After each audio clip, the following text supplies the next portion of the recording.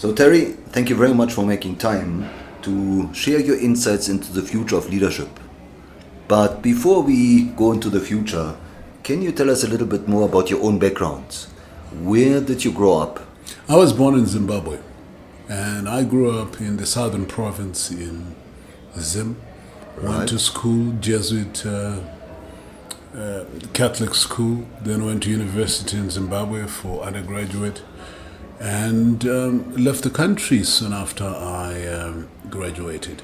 And what was your dream career when you grew up? I wanted to be an investment banker. I always thought investment bankers were the chaps who made the world go around. Right. So I didn't fall very far off that because I became a fund manager for the longest time of my corporate engagement in South Africa. And that was at Stanlib? Stanlib was the last corporate job that I had as an executive director responsible for wholesale distribution, treasury, and group risk. So what made you migrate from corporate into entrepreneurship? Well, essentially, I guess I don't always like the rules that corporate goes by. I didn't like the idea of being retired at 60. Right. I wanted to dictate my own terms when I would essentially retire. And frankly, I don't think I want to retire at all. And I wanted to set up a small boutique commodities trading house that would leave a mark and enable me to transition into a golden career, either teaching in college, university, or sitting on a few boards, or going into public service. Right. Now today you're doing business across Africa, I believe across many African countries. Can you tell us a little bit more about your current business? Well, it is actually a few African countries. There are huge opportunities for trading in Africa. In fact, that's where our ultimate renaissance will come from. The ability to trade together, the ability to add value to commodities that we are producing, be it grains, fruit, or minerals. So that's primarily what my business is based on. And what factors would you attribute your success to? Well, look, I think the success has been absolutely modest. I think my understanding of geopolitical factors in the region, in the world, a somewhat clear understanding of global dynamics as pertaining to exchange rates, demand and supply factors across commodities in the world, and an ability to employ technology to try to project into the next 6 months, 12 months, and 3 months demand trends. For instance, right now, all the satellite projections we're sitting with suggest that Southern Africa will get less than 40% of annual rainfall. That is a direct impact on grain. Right. It has a direct impact on staple foods and requirements of this region. So if you're able to take decisions based on that now, you can profit from that and deliver some value to your clients. Right. So is it fair to say that one of your key abilities is to manage, mitigate, and almost forecast risk and the risk factors affecting... Absolutely. Risk is the other side of the coin that delivers a return on investment. So if you think you have some ability to determine how much risk is associated with the production of maize, you are also able to get a return out of it. Right. And hopefully build a balance sheet on the back of it. Now, Terry, in your early days, who inspired you? Well, when you say early days, I'm not sure what... or throughout your career? There are a number of people who truly inspired me. There were people like Shingi Mutasa, who is a business titan in Zimbabwe. There were people like Venom Jordan out of the United States. There are people like Barack Obama. All these people at different levels inspired me to where I am right now. And looking back over your career, would you say there was a major turning point where things could have gone different, but you decided to take your career in a certain direction? Well, look, I wouldn't really reference it as a major turning point, but when I left corporate life, I could have continued to seek employment in corporates, but I decided to go into my own business, which is a huge risk, and place my own resources at risk. And I guess that's what has made all the difference. So Terry, what is driving you today? Well, the ability to make a difference, the ability to demonstrate that we can show excellence even in the most difficult of circumstances, and the ability to leave a legacy, leave a mark. I am the father of 3 sons, and that inspiration to leave them a legacy of excellence keeps me soldiering on. All right, now Terry, let's talk about leadership. What does the future of leadership mean to you?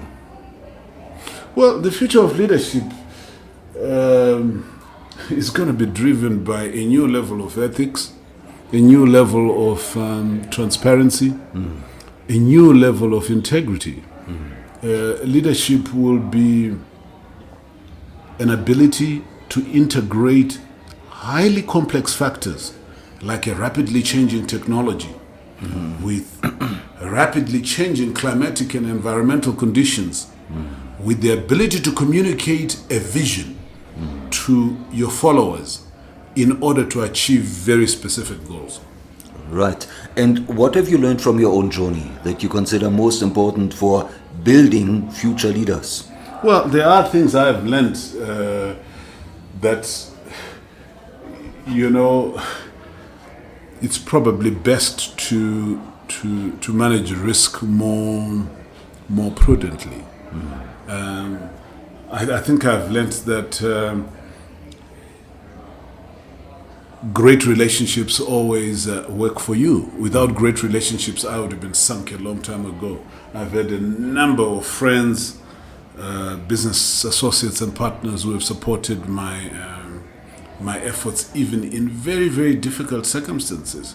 So relationships are at the center of a lot of the work that we do.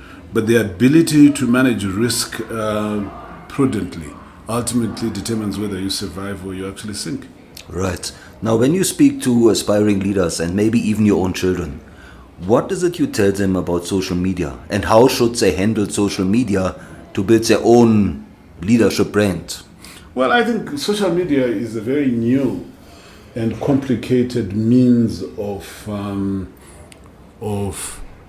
communicating one's brand, vision, ideas, etc. But it is also a very nebulous space, a space in which things can change very, very rapidly, a space in which you can broadcast something and you impact lots of people without knowing what kind of impact you are delivering. So it is a double-edged sword. If it is employed prudently, intelligently, in a careful strategy, or you can achieve huge gains with very little capital outlay. However, it can also just destroy a brand just as quickly. So the keyword is prudently.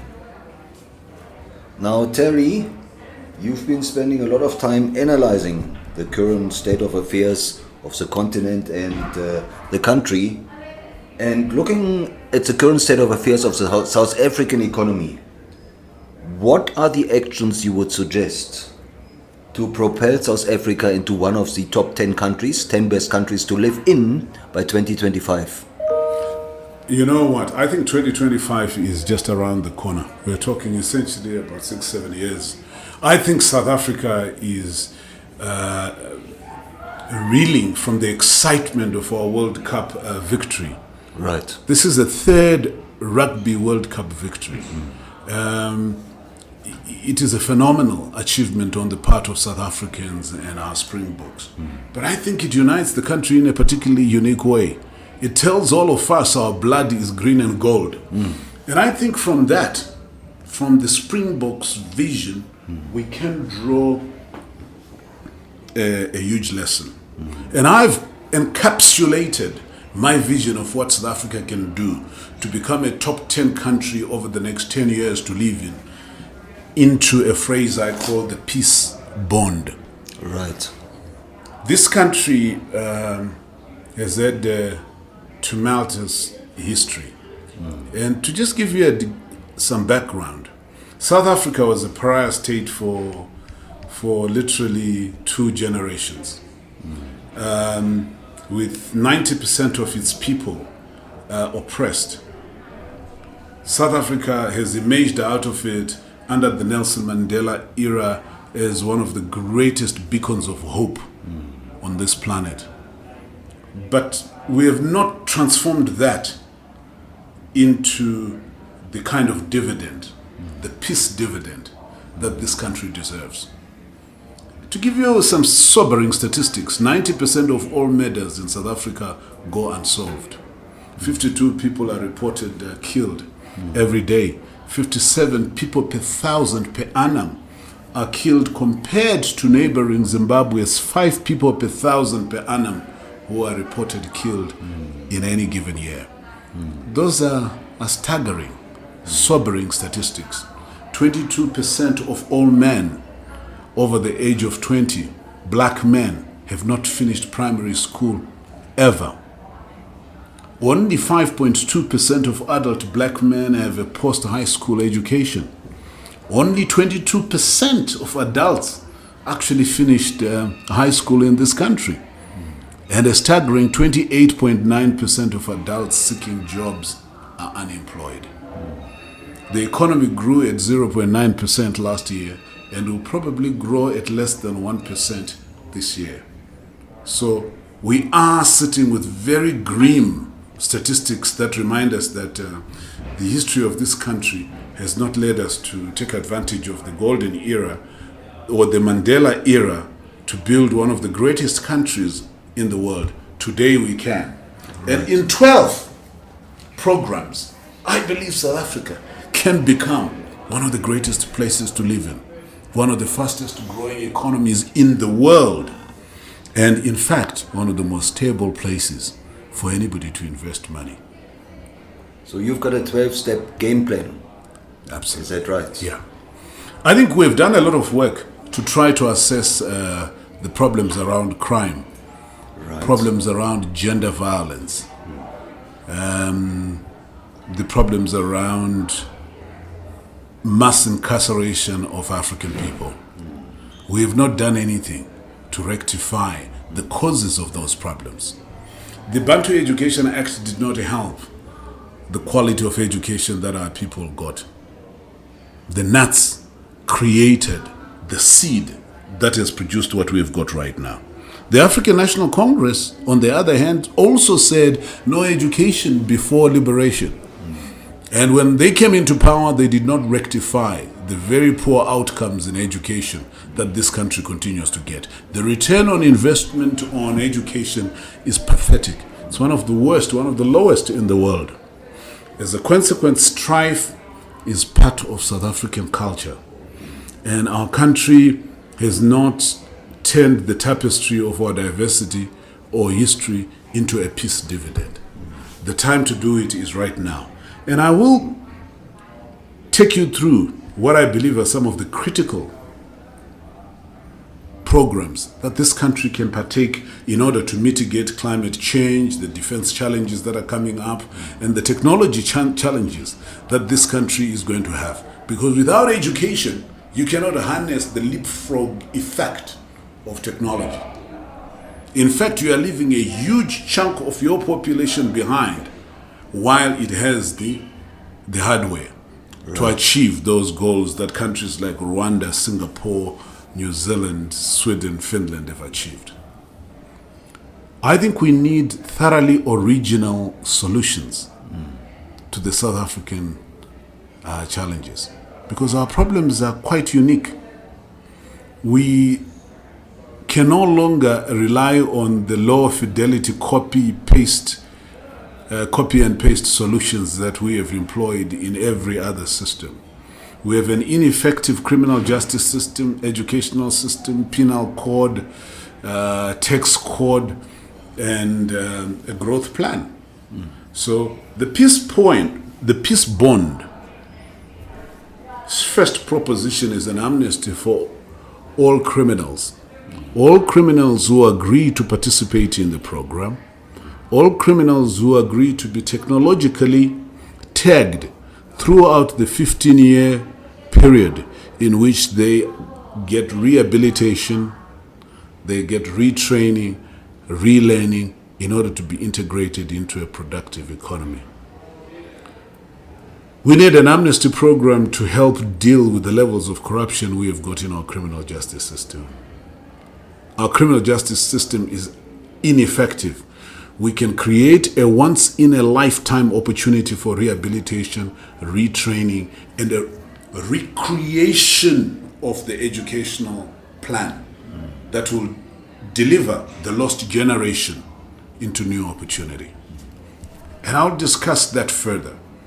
The second thing is we need an overhaul of the criminal justice system, which will deliver a new South African police service, a new prosecutorial service, and a police supervision board that relies on technology and highly skilled police officers to deal with alcohol, drug and substance abuse, which is running rampant in the country, and to deal with the levels of corruption that make it difficult to deliver convictions in our law courts. The third major project we need to embark on is the creation of a non-formal and informal educational system that embraces the massive infrastructure this country has in education, so that you have hot sitting, you have a second and a third class every day that enables anybody who wants to get a diploma, who wants to get an artisanal certificate, who wants to get a degree, who wants to reach for the dream they failed to get, to go back to school. But that is only predicated on an assurance that there is peace in the townships, that people can walk at night. Women can go and have classes from 6 o'clock to 8 o'clock and not fear that criminals, they will be victims of crime in this country. So a new educational system which imports some of the best teaching methods from Korea, from China, from Singapore, Finland, over half a generation will change the outcomes that we are getting in education. A new system that will get 7 million people who failed to get an education, to get an opportunity to go to school in the afternoon, in the evening, and on weekends. And it literally takes 10 to 15 years, 120 months to 180 months for somebody to get a PhD, somebody who had absolutely nothing. From zero. From zero. Zimbabwe has shown us through what it did from 1980 to 1990 that with an innovative non-formal and informal education system, a country can change its future. The fourth major change is a review of our taxi system, our public transportation system. This country needs to have a registration of all taxis. It needs to have an enforcement of a new dispensation that ensures that every taxi has weekly insurance, possibly 100 rand paid by each one of these taxis to compensate individuals who are victims of accidents and who suffer in fatalities that happen in the taxi industry. But it is absolutely important to actually have a record of all taxi drivers and taxis that are in the country. Did you know that all taxi drivers, in fact, are considered unemployed? Really? Because they are not part of the current statistics. Right. So because of the size of the taxi industry, the size of the informal sector, this country in some ways overstates the levels of unemployment the country has. Right. And if taxi drivers were paying tax like you and I, call it 2.5% of all the earnings, they would be part of a new tax code, which becomes the fifth transformation that this country needs. Everybody should pay tax. Everybody should be part of a new tax identification code. Right. Call it tax identification number, which is your biometric details, your DNA details. It is essentially a digital card that makes you a digital citizen that can speak for you when you are not able to speak. When you are involved in an accident, 67 people are buried every month in paupers' funerals because they cannot trace their relatives. We need, in today's technology, the ability to have everybody being accounted for. And it will have a huge impact on crime. But tied to the tax identification code that will say the lowest paid people pay 2.5% of their income in tax, and the highest paid people pay, call it 35% instead of 42%. Right. The country will harness the power of attracting the wealthiest people back into the country. The biggest and most innovative industrialists, while at the same time enabling anybody who's in the system to participate. Will create a state lottery system. A state lottery system that will give in each province 40 winners every month, right, who are able to participate in the economy at a rate that today they cannot participate in the system. It will be an added incentive. If you have in every province somebody who wins 12.5 million rand a month, I think Finland or Sweden have used it to great advantage. It has reduced the income disparities between the very rich and the poor. The biggest beneficiaries of this process, by the way, would be by far the African people who have been left behind by all the social engineering we've attempted to do in BEE and in the new educational system that has actually failed us to date. So you'll have more consumers every month participating in this economy, supported by an advisory service. So I'm suggesting to you that a new tax identification code will bring more people to the opportunities that the country can offer through technology. But it will also be tied to a new penal code. A new penal code that says there are certain crimes that will have mandatory 25-year incarceration and maximum security. Anybody who gets involved in a crime carrying a gun will get a mandatory 25-year sentence. And I think as a test, this country ought to tie all that with a new gun control legislation. A new gun control legislation that says all the legal gun owners will have to pay insurance for the guns that they have. So every year you pay 1,200 insurance for keeping your gun. And that insurance goes to a fund that is administered to pay victims of gun violence and to some extent violence that is legislated in the country. But you would have to deal with illegal firearms because there's no point in penalizing legal gun owners without eliminating altogether illegal guns. The way to eliminate illegal guns is first to have an amnesty that pays for all guns that are surrendered. Secondly, to control your borders extremely tightly. And this involves technology. This involves the use of X-ray type, MRI type, scanning of every truck, every ship that comes to our borders and our coasts. Right. It also means the penalties associated with illegal gun ownership have got to be particularly ruthless. If there is any place where I would put to a referendum the death sentence, it would be for all crimes involving guns. How would I propose it? That you would go for incarceration for 25 years. And if you are not vindicated in that 25 years, you'd face the death sentence. If you see the differences in crime between Botswana, Zimbabwe, and South Africa, you see the impact of gun control legislation. We are the only country that has a very liberal gun control legislation. And I say I have no problem with sports people who would like to use guns or hunters, but let them pay for it so that we can finance a smarter, technologically astute method of controlling guns. Now, in addition to the amnesty that I'm proposing for criminals, it should be possible for a mother to volunteer their son, for a sister to volunteer their brother, for a brother to volunteer their brother for the amnesty program, because they will be on a pathway to rehabilitation.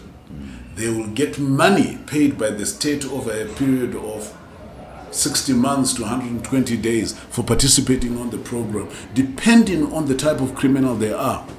If this is a kingpin drug lord who controls a 120-person empire, they will probably be paid 2 million rand a year for participating in the program, together with all sorts of other protection, education, rehabilitation that will go with the program. Because we are diminishing our chances of being the #1 tourist destination in the world. We've got the right weather. We've got the right amenities. We've got the right tourist destinations. If only we had the lowest crime, we would be able to have 4 times the number of tourists that this country is actually attracting. And besides dealing with the issues of crime, we need to have a clear program that makes this country the most friendly place to visit. And that program I called Mzansi Host. Okay.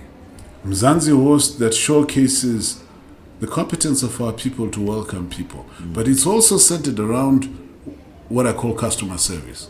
Customer service is a local economic development issue. The decision to recommend a place, the decision to come back, the decision to invest, in fact, in a location is very often surrounded by the quality of attitude and customer service that you get in a place. This country hasn't brought the salmona magic to the world. Our own airline, South African Airways, has failed to capture some of the magic that our country can offer. South African Airways should be at the epicenter of a tourism development program that says flying is a great experience. And if we draw all our people to participate when they are on the plane in creating the experience that our flyers get, this will be one of the best airlines we'll ever create. But it begins with customer service, and the customer service training begins with the executives, management, and everybody who interacts with people. And that's a huge program that will help South African Airways not only attract suitors, but it get the huge market in Asia, the rest of Africa, Europe and Russia, the Arab world, to visit our shores. Another intervention I think is absolutely critical is the ability of our country to work with our neighboring countries. If our region is in economic stagnation, South Africa's fortunes will go down in the same way. There has to be a smarter level of interaction between the South African government and our regional partners. Mozambique is putting $33 billion into liquefied natural gas. It is probably one of the biggest investments that's going to happen on any African country. But if Mozambique continues to focus on gas, Mozambique will not be a great country that it could potentially be. If South Africa worked with Mozambique to create adventure tourism, to create the best infrastructure in Mozambique as is the infrastructure in South Africa, if South Africa worked with Zimbabwe to create the quality of infrastructure that can get a regional tourist to visit 3, 4, 5 countries at the same time, Mozambique will get income that it will spend on some of South Africa's products. Strong regional partners will mean strong economic growth for South Africa. It will also mitigate the levels of migration that are currently causing some of the problems you find in the poorer communities, where xenophobia has been a periodic problem.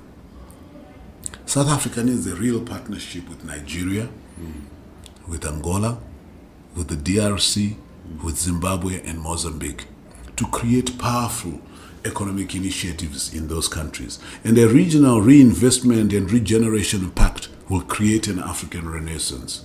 So you are talking here about the ability to source funding for infrastructure, roads, rail, dams, bridges, energy projects, airports, and ports to increase the level of trade, tourism, and investment in the host countries. It must affect 5 key industries in each country that stimulate economic growth in those countries, because it will impact South African economic growth. If it is supported by a SADC agreement that will increase regional dependence, stability, and growth, you will see less mass migration. But in fact, you're going to see more South Africans going into the DRC to do mining work. DRC is the size of Western Europe, with minerals that eclipse anything we have seen on the globe. If economic growth in the DRC achieves the 12% possibility, South Africa will be able to hit its own 7.5% GDP growth. So I'm suggesting that over a period of 5 to 10 years, a $12.5 billion undertaking to invest in this country, supported by the African Development Bank, the World Bank, the IMF, and guaranteed by South Africa and its partners, will entrench democracy. Because the conditions with which this money comes is strong respect for human rights, democracy, but bilateral defense pacts that ensure that these countries don't spend a lot of resources on defense, but they can depend on their neighbors whenever in need, to ensure that there is a huge focus on an African renaissance, an industrialization plan that will make these countries some of the fastest growing countries in the world. I think it is absolutely important that climate change mitigation becomes part of the program we are talking about, that the protection of natural forests, rivers, waterways, and oceans becomes part of an industrialization plan, that the use of alternative energy means creates the industrial outcomes that we are looking for in order for us to become a serious global player. Now, the 12th opportunity that I see in this country is that South Africa needs to develop a county development program. A county development program will build modern housing in the country. It will offer between 2,500 and 25,000 hectares of land to individuals who would like to enter into intensive commercial agriculture. For us to become a success story, we really need to partner countries like Israel, countries like Kenya, countries like Rwanda in intensive agriculture. And I'm talking here about organized agriculture that delivers miracle fruit, strawberries, macadamia nuts, olive oils, vineyards, spices, and some of the thousands of products that are in short supply globally right now. China has a huge shortage in pork. South Africa has got the land, and if we employ the water resources that we have, the way the Israelis have done it in those kibbutzs, we are able to revolutionize agriculture production in this country. If we employ the skills that are in the farmers that are in this country, we will reduce the destabilizing conversation around land reform and actually make it an absolute positive. If in each one of the 9 provinces that we have 25,000 homes being built, modern homes, we will be able to attract younger people to go into agriculture. But it must be organized agriculture that our farmers participate in training, development, and expansion of the areas of need, where our government plows huge amounts of resources into guaranteeing water, new forms of irrigation, drip irrigation, hydroponic irrigation, irrigation that is dependent on technology, agriculture that is sexy for our young people to say, I really want to get into agriculture. If you go into our schools right now, you get less than 1 out of 10 kids saying, I'm interested in a career in agriculture. We actually need to make agriculture sexy again as part of our climate change mitigation program, as part of our food security program. So the county development program's goal would be to create modern farm towns that have between 500 and 5,000 modern homes clustered in small places where there are communities that are secure, where fire stations, police stations, schools, small malls, silos for grain, attract young entrepreneurial people who can make a living and make a huge contribution to the export of spices, grains to the rest of the world. That will entrench the stability that this country desperately needs. It will mitigate the crime that currently runs rampant. And it will create the quality of life that will make this one of the top places in the world to live in. So Terry, where can our listeners follow you and how can they connect with you? Well, look, I need to put a blog that discusses some of the concepts we are talking about. I'm on LinkedIn, I'm on Facebook, and I think those are the avenues that our listeners can follow me. Right. Yeah. And I'm convinced that we need a plan for a winning nation, a plan for a maximum possibility society. We need to sponsor hope, especially among our young people. We need to remove the idealization of drug lords and criminals in our townships and bring a new hero, a new Springbok hero that entices our people to a smarter future. Right. Well, Terry, thank you very much for sharing your insights and your wisdom into the future of leadership and especially the future of this country. And thank you for sharing your game plan.